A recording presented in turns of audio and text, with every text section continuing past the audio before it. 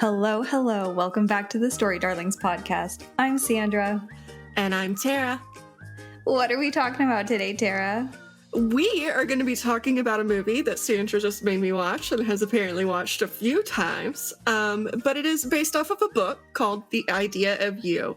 And if you guys have not watched it, Anne Hathaway and Nicholas something, I don't know how to pronounce his last name.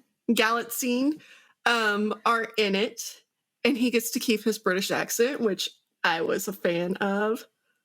Yeah, and it is definitely worth a watch. Same. Or 4 or 5, like I'm currently in the middle of. I am obsessed.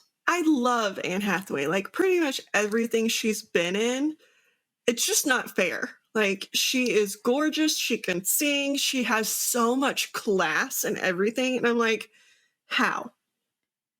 She just has this little light, this positive energy that emanates from her. And it just makes her so glowy in everything that she does.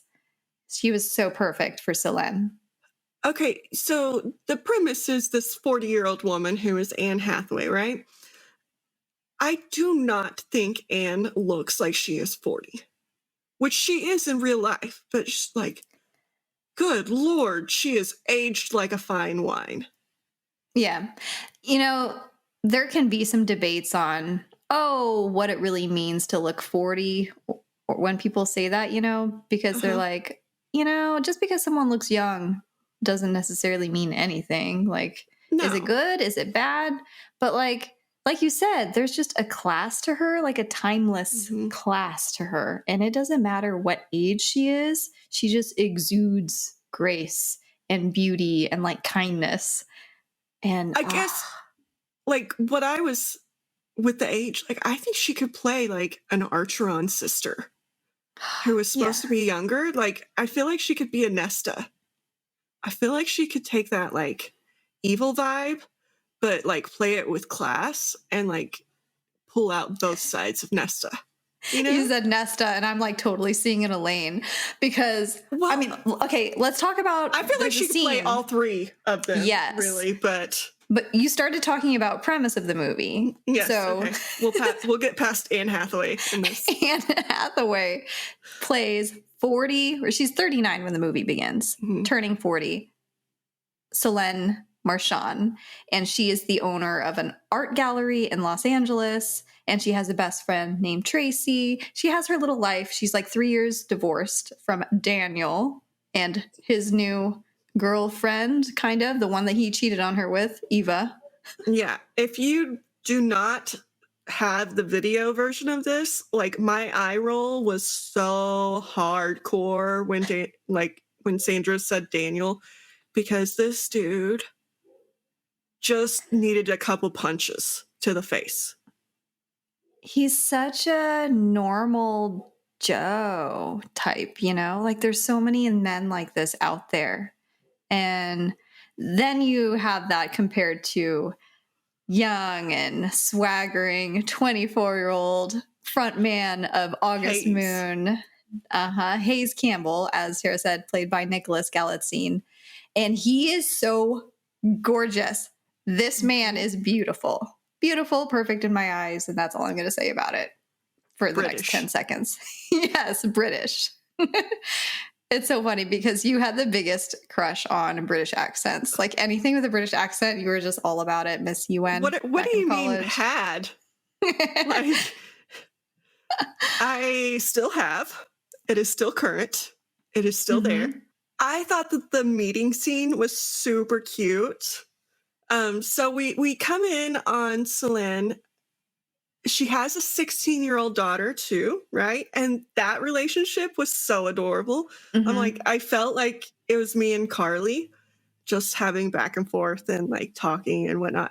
And so Daniel bought tickets for an August Moon like meet and greet because he thought that his 16-year-old daughter still liked them, and she has not liked them for like multiple years now, right? So he is out of date with his daughter.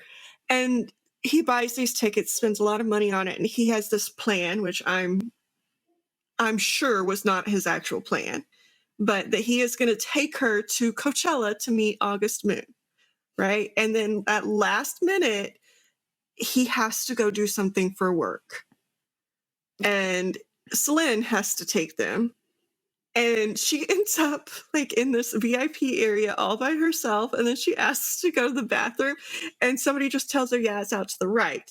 And so she goes out there and she ends up in Hayes's like trailer. And she looks at him as he's coming out of the bathroom. She's like, do you mind? And she goes to the bathroom in his trailer. And he's just like sitting there like, I know. I'm confused. Isn't his reaction everything? Yeah.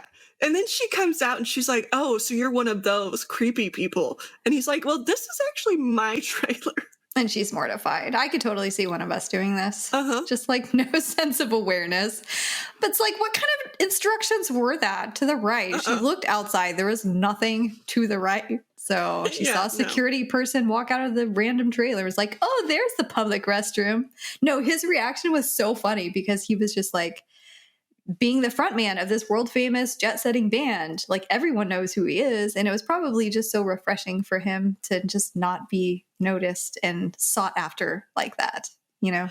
Well, and she had to have known who he was to like some degree because her daughter, like I remember when I was a Backstreet Boys and NSYNC fan, like my mom knew exactly who all of those were because I kept telling her. So like at some point she knew who they were. I also liked the scene, and it just went back to like Daniel didn't know his daughter at all because like there was a scene towards the end of the movie where Daniel is getting on to Solène for having this relationship, right? And he's like, your daughter had his picture up in her room. And she was like, well, no, our daughter did not. Our daughter had this other guy's picture from the band. Like, he was never her favorite. Rory, the Aussie. She was at the meet and greet when she was meeting Rory, and she was like, "You're my favorite." Like she was so cute. Didn't the actress who played Isabel remind you of like Lorde, like back like a couple years ago? Lorde. Oh yeah, like, with the big curly hair and yeah. But there was also a scene where it was like they were in the car singing, and the casting for her as Anne Hathaway's daughter was phenomenal because you look at their face and they have like very similar features and their big smiles and their nose. I was like, oh, she looks like she could actually be Anne Hathaway's like daughter. Yeah. Do you have any interest in me talking about like slight differences? I don't know if you're like one of the book people, like you don't want to hear anything about the book if you haven't read it. I like them. I also, like, before you get into differences, I loved, since you talked about the scene where she was like, you're my favorite. I loved how, like, right before they went up to meet the boys, they were saying how August Moon was so 7th grade and, like, they had outgrown them. And then they go up to meet them and they're all, like, fangirling. And the one even, like, forgot her name. Oh, poor Georgia. she was precious. I was like, that would totally be me. I'd be like, I don't know. I don't know. What are you asking me? No, that was cute. And then Hayes is sitting there, like, completely flirting with Solène, and they're all, like, just oblivious. Oh, no. It's like what I loved watching on screen, which is his eyes following her wherever she was in the room, just, like, finding her. But what I loved about this movie is when it's something like this, it could be very easily taken as the guy's being creepy and stalkerish, right? And it didn't feel that way at all. He genuinely came across as very curious to get to know her. Well, and it came across in a caring way as opposed to like, I want to get you in the bed way.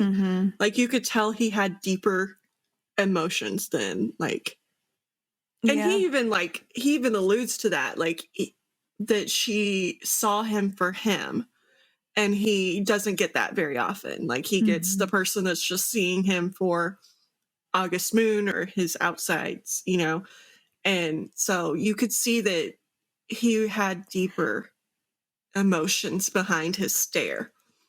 It was like he was trying to figure her out. Yes.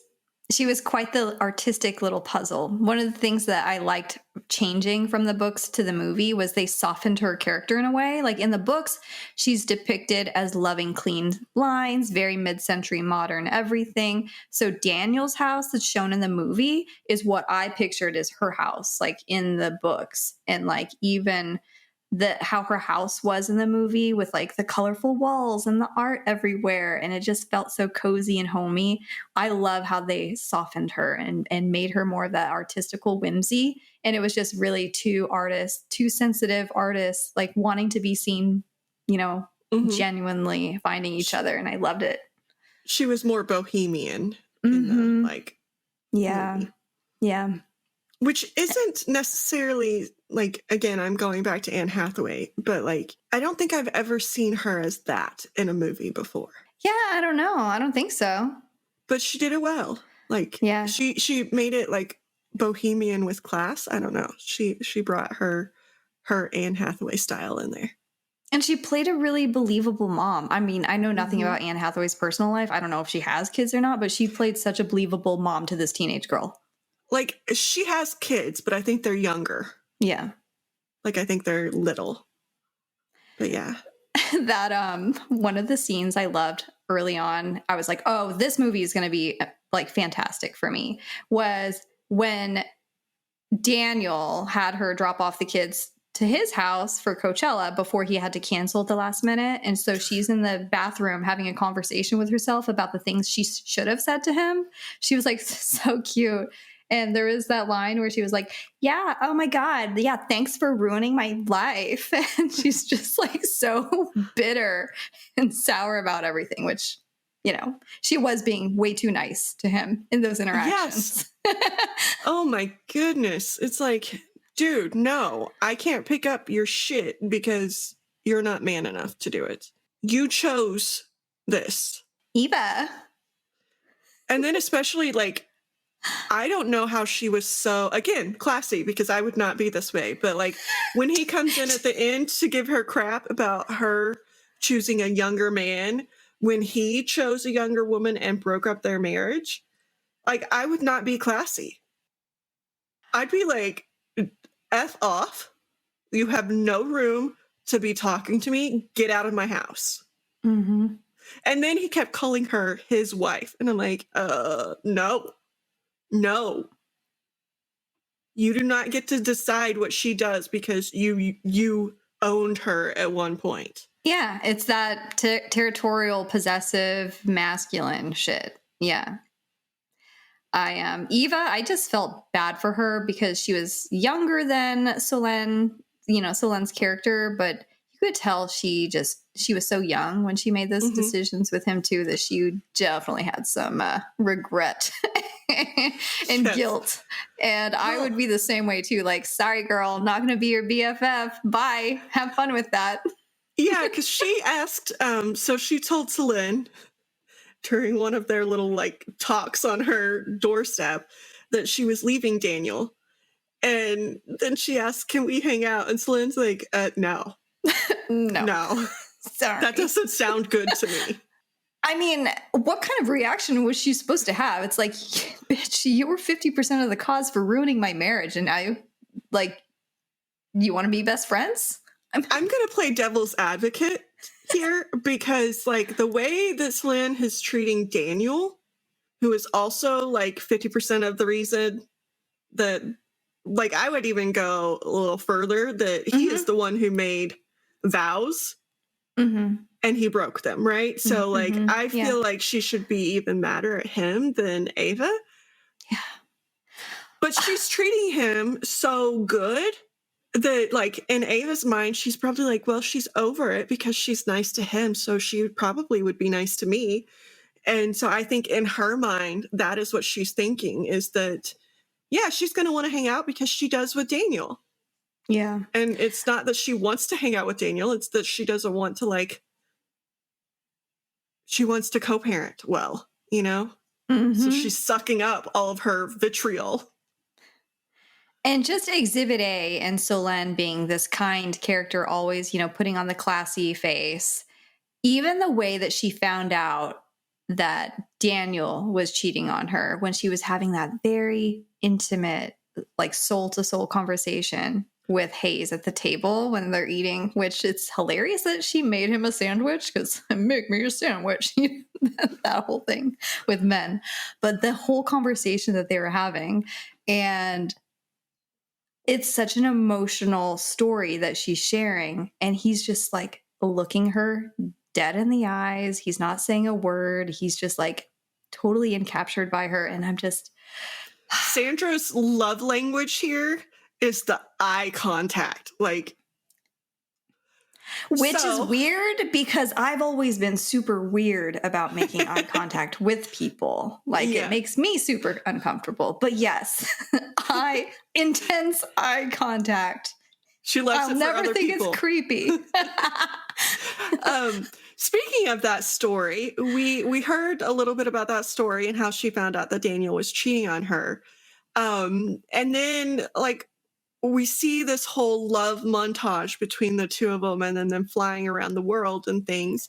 And we end up like on this weekend break from touring, right?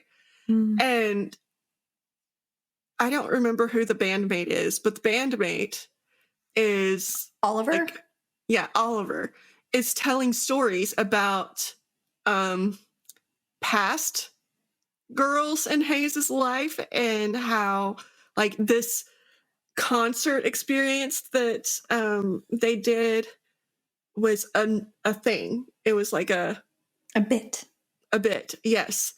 And how there had been other women just like Solène, basically, that had been around Hayes. And like, it just drives like a gut punch to Solène because she thought that they were like building something and that she wasn't just another like notch in the belt.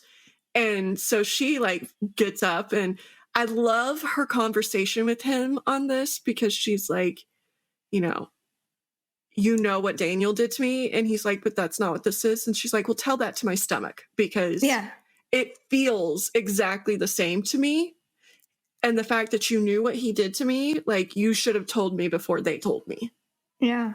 She just articulated everything so well. I mean, they're in the south of France. He talks her into going, from this European tour to this house in the south of France. And she's very resistant to go because she knows what this is going to be like. She's been hanging out with the bandmates. And then you get there and the movie is like panning to shots of these younger girls in their thong bikinis, just, hanging out around the pool and stuff. And then there's that scene where she is standing in front of the mirror trying to pick out her swimsuit that she's going to wear out there. And then she ends up walking out like fully covered. And one of the girls is like, what is this, a funeral? It's just like such a catty bitch about it. And it's like they were jealous. They're just like, but it's just another example of just like straight ageism too. And it's like, she was gorgeous in all of her swimsuits. Like, it's like the grown women aren't supposed to show any skin or anything. And it's like, at what point? Like what age, what, random number you select, should I stop showing any skin? Like, and why?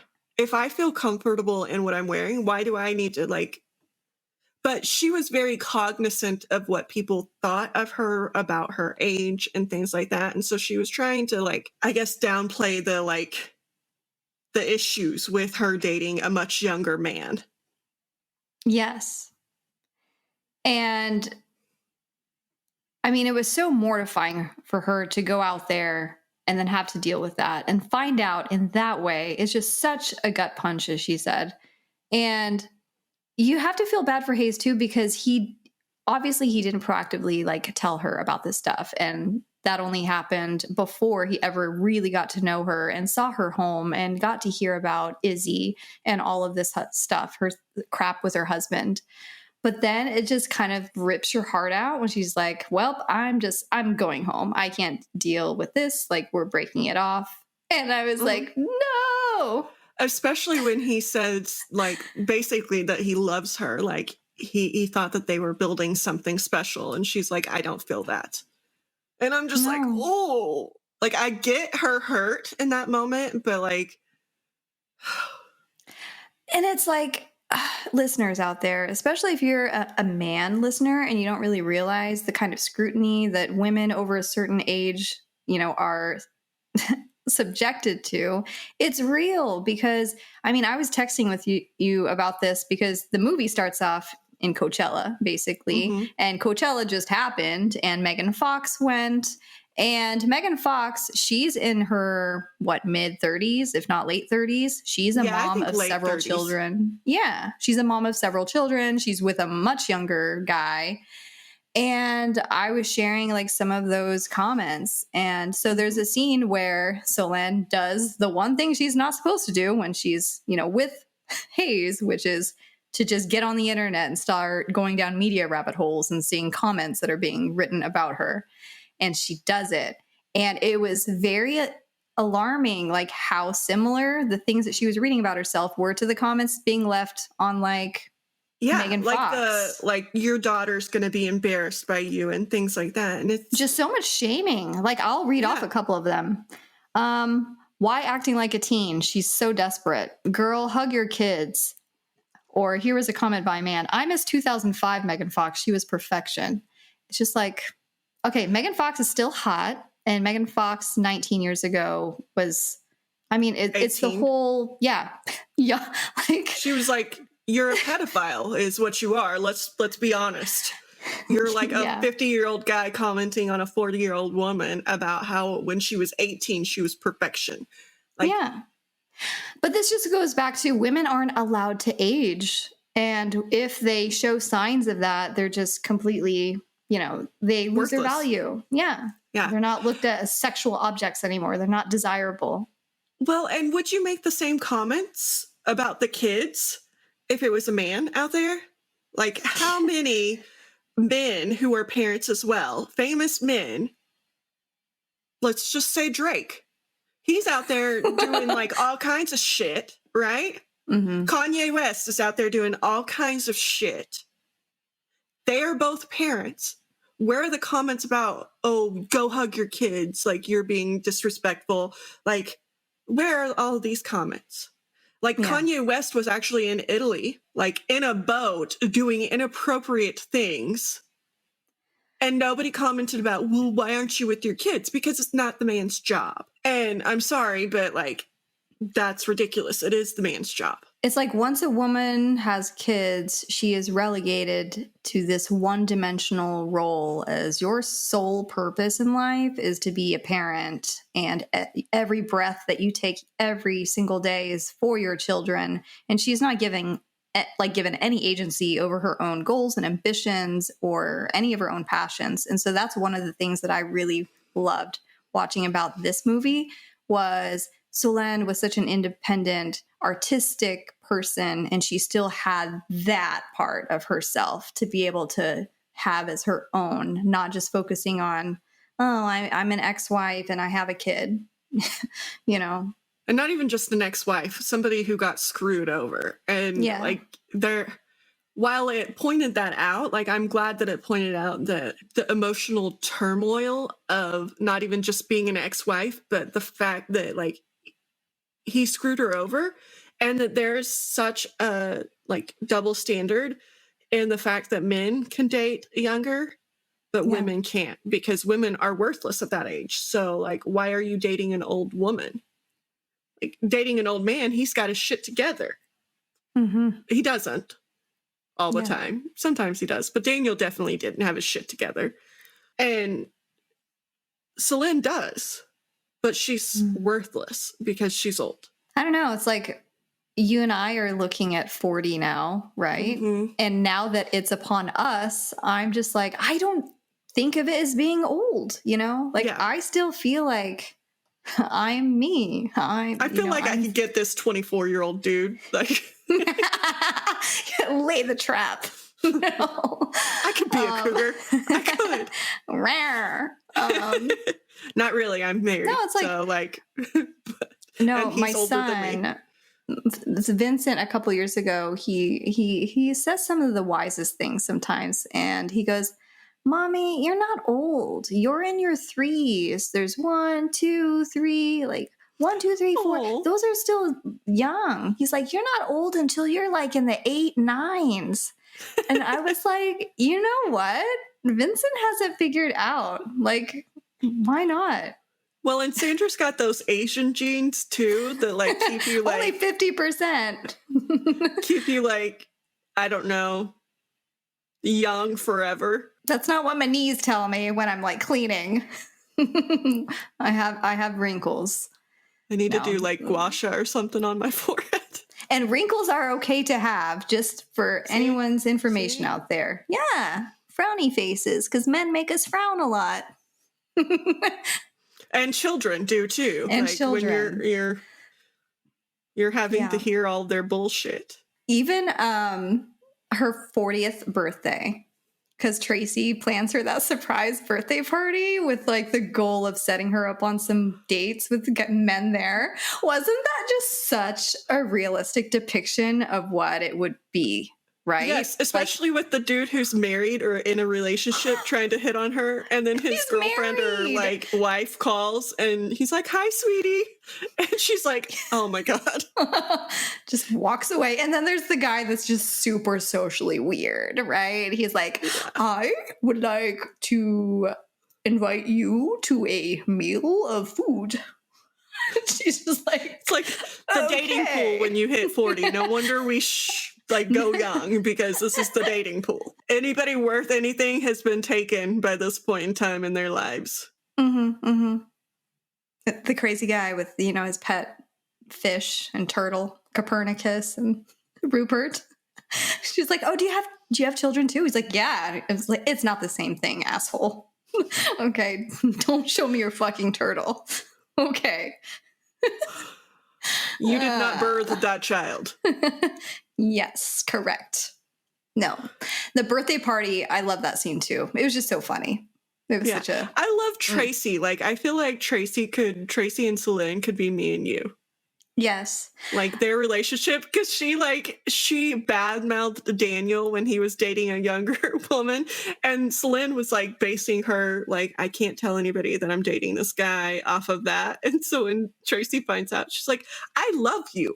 I don't like him, so that's why it's okay. Yeah. I loved in the beginning how it was Tracy and Izzy and Izzy's friends. And they're like, "Are you happy?" She's like, "Yeah, I'm happy." And they're like, "No, but really, are you happy?" And like she can't be happy, or, you know, as happy as can be, considering being, you know, completely content with her job and her house and the things that she has going on. Okay. I adore Izzy's friends. Like, adore them. Because when like they find out that she's dating Hayes, right? Their initial response is to like back her up if that's what she wants to do. They're like, we can shut down our TikToks. Like, that'll be fine. So nobody can get to us. Because that's one of the worries that Solène had, is that her relationship with Hayes would affect her daughter and her daughter's friends, right? And they're like, no, we'll just shut it down so then we can't see it. And it won't be a big deal. And they had her back and Izzy's back. Like, I loved them. That was one major change from the books that I very much appreciated. Because first off, in the books, Hayes is 20. Solène is the same, 39 and 40. And then Izzy is actually 12 years old in the books. And the book, Solène was so painfully secretive and sneaking around and hiding it from her daughter that the whole finding out scene was gut-wrenching. It was emotional. I cried. It was bad, Tera. And so one of the things that I liked about the change in the movie is they made the daughter like very mature, like able to process those thoughts in a grown-up kind of way. And I thought that was a positive thing to show. Yeah. But they were all still pretty naive about being able to handle it, right? Yeah. Because when you're Hayes Campbell of August Moon, it's like the Taylor Swift chaos. Yeah. And the articles, again, it's like this chaotic and it's kind of toxic. Toxic, that's the word I was going for. Toxic environment where it doesn't matter what she does, she's going to be in the wrong. right? Yeah. Like there was like articles about her being a cougar and that he could do better and that like blah, blah, blah, blah, right? And then there's even an article about her being Yoko Ono 2.0. And I'm like, she's not breaking up the band. Like, what are you talking about? Like, she went on tour with the band. Where are we getting Yoko Ono? Like, at all. At that point, there had been no discussion of the band breaking up, to my knowledge, or anything. So, again, it was just another thing that they could blame on a woman. Yes. I mean, to go even deeper into that sentiment, should we look back at history and maybe re-examine the whole Yoko Ono thing? Mhm. Because is it right to blame her for breaking up the Beatles? I don't think so. I think it's just going to come back to the same just toxic kind of conversation around. And it's because she was a woman and in a romantic relationship with a band member. Paul McCartney's wife didn't get that treatment, though. No.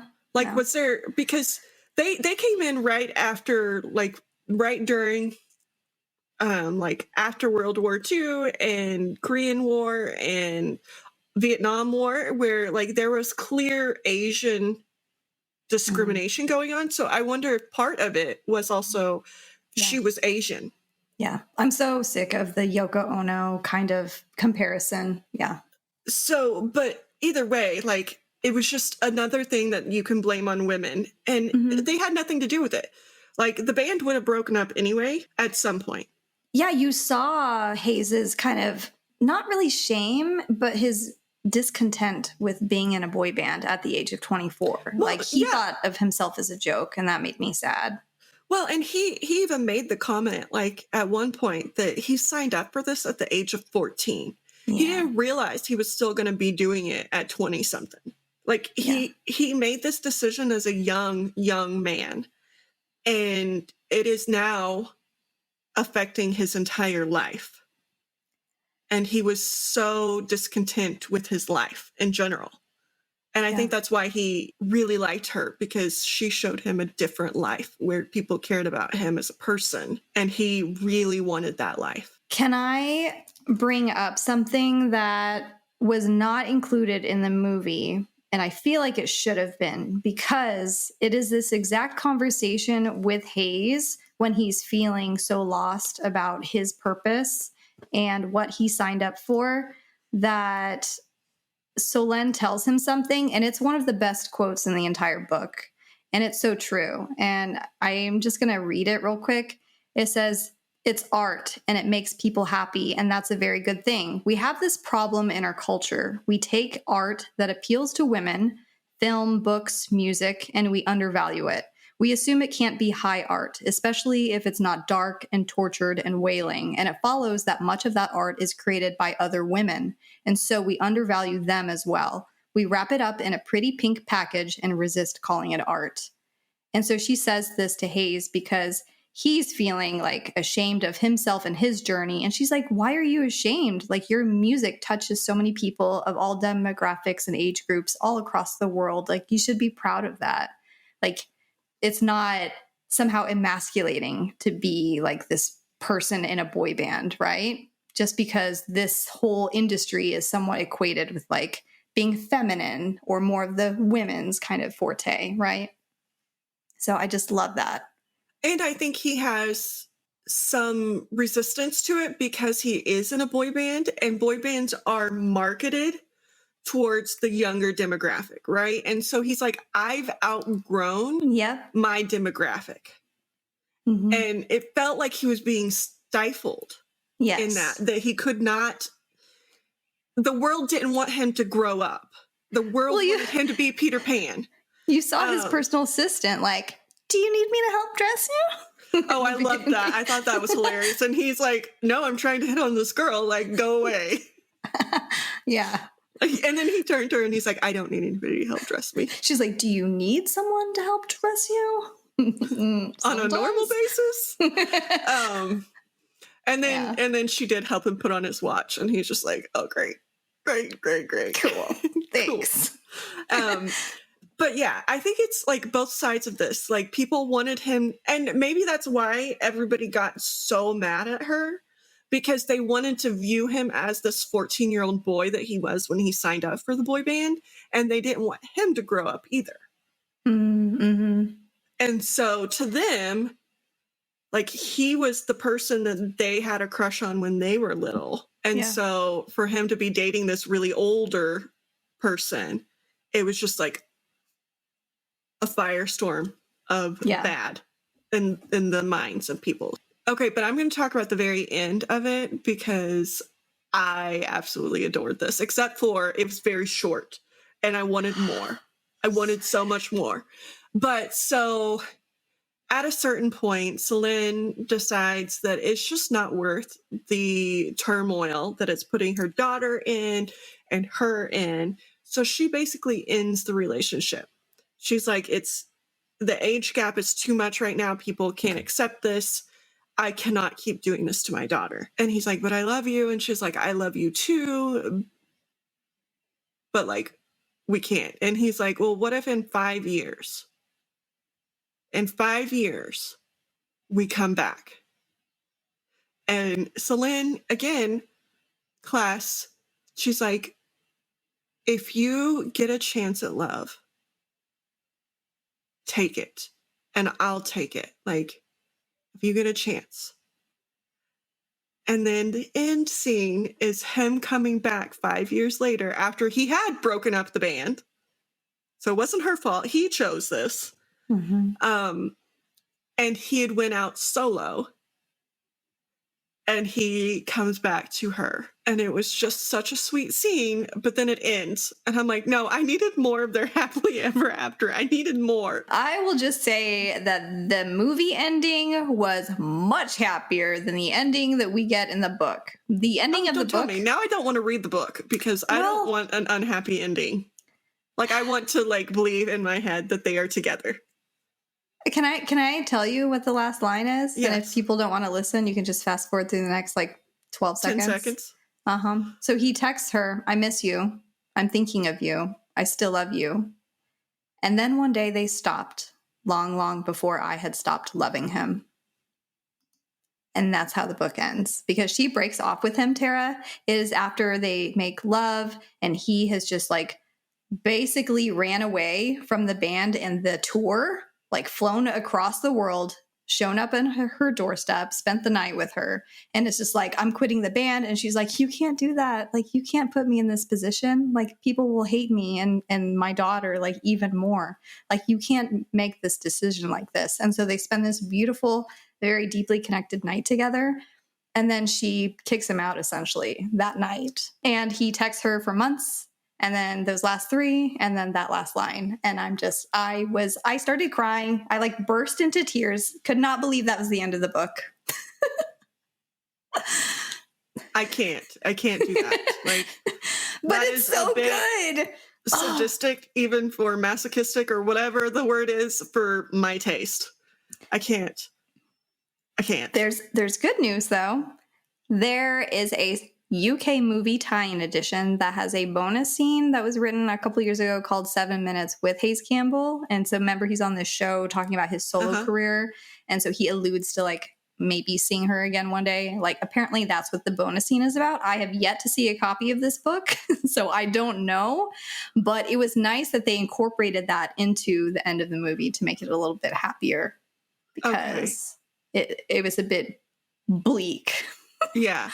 Okay, and if anybody has been online, because everybody online has opinions about everything, right? Mm-hmm. So I've seen a lot of people discussing this movie and its similarities to Harry Styles' life. And I can see it because he does tend to go for the older women and like Olivia Wilde. Give us some hope here. Taylor Swift, even, like, she's older than him, right? And like One Direction breakup, like, I don't know if anybody tied that to a woman, but like I can see the similarities and the similarities of all of the news and like people jumping in with their opinions about how they're too old for him and whatnot. But again, like, I just go back, are they happy? Yeah. This movie asks that question so many times of all of the characters. And the only ones that weren't happy were the ones judging other people, like Daniel. Yeah. Mm-hmm. He was sitting there judging her this whole movie about how she wasn't worth what he wanted and she wouldn't do what he wanted. And he is the only one not happy. Yeah. Throughout the entire movie. Like, there were scenes where Solène's not happy. There were scenes where Hayes wasn't happy. There were scenes where, and I mean, even the young people, like, they are not happy. You can see that. They are not living the life they want to be because they are sitting there judging other people. Yeah. And so, I mean, I do see the similarities, but also I see the similarities in, like, butt the fuck out. If they're happy, they're happy. Leave them alone. I mean, unless it's illegal. Like, if it's like a 17-year-old girl or a 17-year-old boy, okay, yeah, jump in and be like, you're a pedophile. You're grooming them, whatever you want to say. But, like, if they're adults, they're adults. Mm-hmm. Let them make their decisions. The author of The Idea of You, Robinne Lee, she just a couple days ago published an article in Time, and it was talking about how people saying that The Idea of You was essentially fanfic was very sexist and reductive. And then she went on to explain, you know, the whole Barbie phenomenon and Taylor Swift and just all of the accomplishments of women and how they're devalued and all of this stuff. It was a great article. So I recommend everyone look that Time article up and give it a read. But I mean, that's what everything's going on here too. And so I think that was what everyone complained about with the book was Solène fights so hard to get this, you know, with this 20-year difference, trying to ignore what everyone else thinks and says. And then at the end, she kind of caves and gives into it instead of like coming out the other side and getting that happiness. But there's a difference in the caving. Like, again, you had this like idea and this belief that she shouldn't have caved, but you're also the ones holding this idea that a woman's only good for her children. Yes. And she caved for her child. Okay, she didn't cave because she couldn't handle it. She caved because, as everybody wants to believe, women will do just about anything for their child. Right? Like she gave up on her own happiness for her child.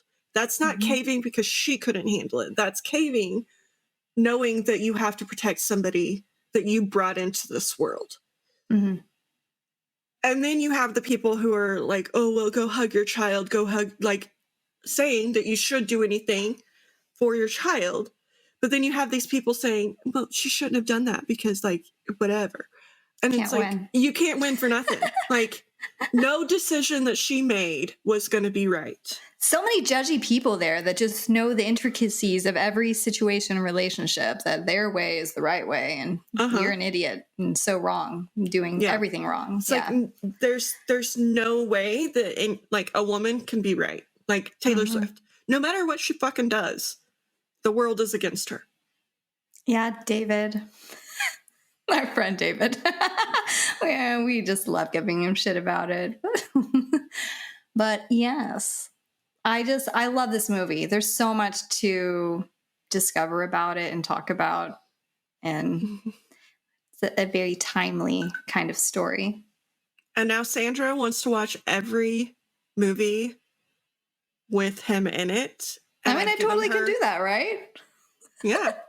I mean, he hasn't been in too much like big yet. He is making a summer for himself though, because he's in Mary and George and then this, and then not too long ago he was in Purple Hearts. So, and Royal, what is that one Red, called? White, and Royal Blue. Yeah. Yeah. I need to read that book actually, but yes. I also find it very like, I feel like he is such a good actor because he can play both straight and non-straight, like gay, so well. Like you believe phenomenal him. Actor. You believe him in any scene. I'm like, yeah, I could believe that you were this pop star. He was so believable in this role. So all the actors in the boy band, they had to be able to sing and dance with these August Moon numbers, which I thought was so cool too. Which if I were any of those guys, I would be so kind of like anxious about it because, you know, Anne Hathaway is renowned for being able to sing and dance, you know, live on a stage, whatever. And so to be doing that with her right there, it would just be a little nerve wracking, but it was so good. I enjoyed everything about it. It was one of those feel good kind of movies. Like you just enjoy every aspect of it. And I enjoyed the songs that they sang. Yeah, they're catchy. Yeah.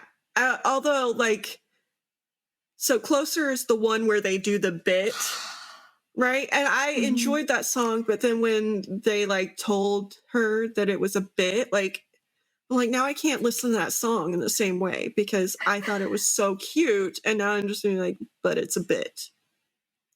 But at least he wrote a couple more, like the Guard Down one and, you know, a couple more. So made up for that. Yeah. But it is a good movie. I will give Sandra that. 2 thumbs up. So I enjoyed it. I loved it. I'm glad you felt the same. And I feel like there's so many takeaways, and everyone, man or woman or whatever, could watch this movie and learn a lot from it. Yeah. So, just be happy with yourself and stop judging. Just be happy. People. Stop being a judgy judgerson. Like, be curious. Don't do that. Okay, so I teach a business class, and one of the things we were teaching. So funny. I know. I'm just Tera's a professor role. And one of the things that we were like, our very like second to last thing was about empathy for others. And there's a scene in, what is the show with Jason Sudeikis about the soccer team in England? Oh, Ted Lasso? Yes. Okay. Ted Lasso. In Ted Lasso, there is a scene where he is playing darts and he has this whole speech about like, if you had bothered to get to know me, you would know that I'm about to kick your ass, right? But because you didn't, you don't know that. Because if they were curious, they would ask questions. You know? Questions like, have you played a lot of darts, Ted? Because you weren't curious, you don't know anything. You just judged me. So be curious, people. Be curious, not judgmental. Very well stated. Once I got the words. It's the journey that matters too, yes. Right? Yes. Don't judge me, people. I love it. Anyways, we hope you enjoyed our discussion of the idea of You, the Prime Video movie. Now streaming, go watch it 10 times. Keep it number one. I like screwed up my video, which is distracting me with that phone camera thing. I figured you applied some kind of filter. Now I'm like bright and like an angel or an alien, whatever you want to call me. Angel, that's hilarious. I'm not being abducted by aliens right now, guys. All right. Any last words? No. Just go and be kind and be happy and create cool shit. And we will see you next week. Okay. Bye. Bye. I'm back. Yeah. Just in time. Okay. See you later. Bye. For real.